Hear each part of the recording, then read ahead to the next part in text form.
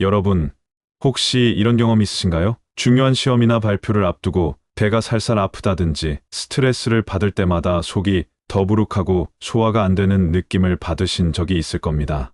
단순히 우연이라 여기고 넘기지만 사실은 몸이 보내는 아주 중요한 경고 신호입니다. 스트레스는 단순히 마음을 무겁게 만드는 것이 아닙니다. 우리의 장을 뒤흔들고 뇌와 몸 전체의 균형을 무너뜨리는 직접적인 원인이 됩니다. 그래서 요즘 의학에서는 장과 뇌를 하나의 시스템으로 설명하는 장내 축 이론에 주목하고 있습니다. 뇌와 장이 신경호르몬 면역 체계를 통해 끊임없이 대화하며 이 균형이 깨질 때 소화불량부터 대장암까지 이어질 수 있다는 겁니다. 오늘 영상에서는 스트레스가 장에 어떤 변화를 일으키는지, 어떤 증상으로 나타나는지, 실제 사례는 어떤지, 그리고 어떻게 예방하고 관리할 수 있는지 단계별로 살펴보겠습니다. 끝까지 보신다면 평소 무심히 지나쳤던 배앓이의 원인을 이해하고 건강을 지키는 실천법까지 가져가실 수 있을 겁니다. 먼저 원인부터 살펴보겠습니다. 장과 뇌는 전혀 다른 기관처럼 보이지만 사실은 자율신경계와 호르몬, 면역 체계를 통해 끊임없이 소통하는 하나의 유기체입니다. 이것이 바로 장내 축 이론입니다. 우리가 스트레스를 받으면 뇌는 코르티솔이라는 호르몬을 분비합니다. 코르티솔은 원래 생존을 위해 꼭 필요한 호르몬입니다. 순간적으로 에너지를 끌어올리고 혈당을 높여 위기 상황을 극복할 수 있게 돕습니다. 하지만 문제는 만성 스트레스입니다.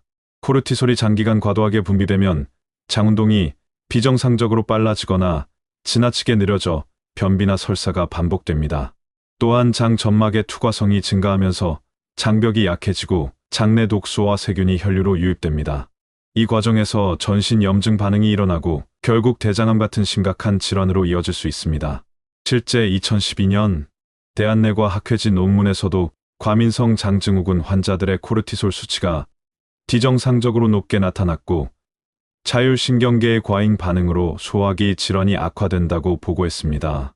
게다가 스트레스는 장내 미생물 균형까지 깨뜨립니다. 유익균인 비피도박테리움과 락토바실러스는 줄어들고 유해균은 증식합니다. 이로 인해 장 점막이 손상되고 염증 반응이 심해지며 DNA 손상으로 이어져 시간이 지나면 용종, 그리고 암으로 진행될 수 있는 위험이 높아집니다. 그렇다면 스트레스로 인한 단순 불편감과 질환의 초기 증상은 어떻게 구분할 수 있을까요? 크게 세 가지 신호로 나눠볼 수 있습니다. 첫째, 소화불량과 복부 팽만입니다. 스트레스 직후에 속이 더부룩하거나 자주 트림이 나오고 가스가 차는 느낌을 받는 경우입니다. 보통은 잠시 지나가면 괜찮아지지만 반복된다면 기능성 소화불량이나 과민성 장증후군의 초기 신호일 수 있습니다. 둘째, 변비와 설사의 반복입니다. 장운동이 불규칙하게 변하면서 어떤 날은 며칠 동안 화장실을 못 가고 또 어떤 날은 갑자기 설사를 하기도 합니다. 이런 패턴이 지속된다면 단순 스트레스 반응이 아닌 만성 질환으로 진행 중일 수 있습니다. 셋째, 전신 증상과 연관된 변화입니다. 쉽게 피곤해지고 입안이 잘 마르며 피부 트러블이 잦아지는 것도 장내 축 불균형의 신호입니다. 장의 염증 반응이 전신으로 퍼져나가면서 체력 저하, 잦은 감기, 심지어 우울감과 불면증으로까지 연결될 수 있습니다. 실제 환자들의 사례를 보면 이 이론이 결코 과장이 아님을 알 수 있습니다. 40대 직장인 A씨는 매번 중요한 회의만 다가오면 복통과 설사로 화장실을 들락날락했습니다. 처음에는 단순한 긴장성 대장이라고 여겼지만 증상이 잦아지면서 결국 과민성 장증후군 진단을 받았습니다. 치료 과정에서 알게 된 건 업무 스트레스가 증상을 극적으로 악화시키고 있었다는 사실입니다. 또 다른 사례로 60대 주부 B씨는 자녀 문제와 가족 갈등으로 몇 년간 극심한 스트레스를 받아왔습니다.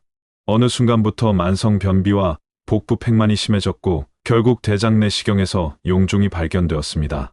다행히 초기에 제거했지만 의사는 스트레스와 장 건강이 밀접히 연결되어 있다는 점을 강조했습니다.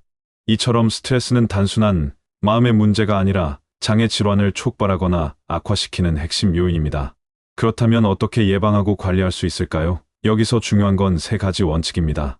마음 관리, 식습관, 생활 루틴입니다. 먼저 마음 관리입니다. 스트레스가 몰려올 때는 명상, 심호흡, 요가와 같은 활동이 큰 도움이 됩니다. 하루 10분만 조용히 앉아 깊게 호흡하는 것만으로도 자율신경계의 과잉 반응을 차단할 수 있습니다. 또한 즐거운 취미 활동이나 친구, 가족과의 교류도 스트레스 완충제 역할을 합니다. 둘째, 식습관입니다. 발효식품의 풍부한 프로바이오틱스는 장내 유익균을 늘려줍니다. 요구르트, 김치, 된장, 치즈 등이 대표적이죠. 또 마늘, 양파, 해조류에 들어있는 프리바이오틱스는 유익균의 먹이가 되어 장내 환경을 개선합니다. 반대로 인스턴트, 기름진 음식, 과도한 육류는 장내 염증을 악화시키므로 피해야 합니다. 특히 스트레스가 심한 날에는 삼겹살이나 치킨보다는 된장국, 김치국 같은 가벼운 식사가 훨씬 낫습니다. 셋째, 생활 루틴입니다. 규칙적인 운동은 장 운동을 활성화시키고 장내 미생물 다양성을 지켜줍니다. 가벼운 걷기, 스트레칭, 요가만으로도 충분합니다. 또 정기적인 대장 내시경 검사는 대장암 예방에 필수적입니다. 특히 50세 이후라면 최소 5년마다 검사를 권장합니다. 여러분, 스트레스는 단순히 기분만 망치는 것이 아닙니다. 장을 흔들고 뇌를 지치게 하며 결국 전신 건강을 무너뜨립니다. 반대로 마음을 잘 다스리고 장을 지키는 습관을 가진다면 뇌까지 맑아지고 삶의 활력이 되살아납니다. 작은 호흡 하나, 가벼운 산책 한 번, 그리고 식탁 위에 발효식품 한 숟가락이 여러분의 장과 뇌를 동시에 치유할 수 있습니다. 오늘 영상에서 드린 내용을 기억하시고 지금부터라도 실천해 보시길 바랍니다. 건강은 운이 아니라 습관에서 비롯됩니다. 오늘의 선택이 내일의 삶을 바꿉니다. 이 영상이 도움이 되셨다면 좋아요와 구독 눌러주시고 댓글로 여러분의 경험도 함께 나눠주세요. 서로의 이야기가 또 다른 치유의 길이 될 수 있습니다.